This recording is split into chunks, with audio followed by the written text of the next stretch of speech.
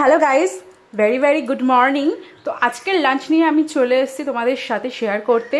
তো আমার ওয়েটটা তোমাদেরকে দেখিয়েছিলাম 61.80।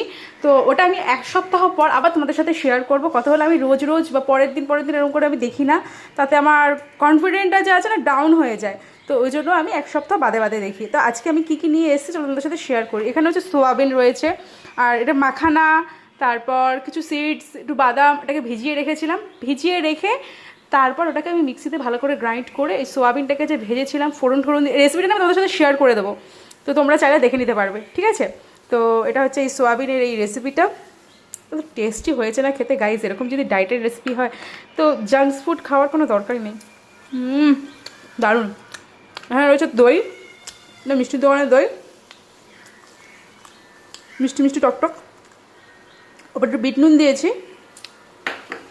এখানে একটুখানি রয়েছে পিৎজা মিক্স আর মশলা, বিট নুন, লেবু, ভুট্টার একটা লেবু এটার মধ্যে দেবো, একটা লেবু ভুট্টাতে খাবো। এখানে রয়েছে আনারস, এখানে রয়েছে কলা, আর এখানে রয়েছে ড্রাই ফ্রুটস।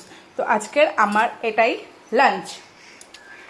তো আশা করছি তোমাদের ভিডিওটা খুব ভালো লেগেছে। ভালো লাগলে প্লিজ একটা লাইক, কমেন্ট, শেয়ার, আর প্লিজ প্লিজ প্লিজ সাবস্ক্রাইব করে দিও। সাবস্ক্রাইব করলে বা লাইক, কমেন্ট, শেয়ার করলে আমার উৎসাহ আরও বাড়বে, তোমাদের সাথে আরও ভালো ভালো ভিডিও শেয়ার করব।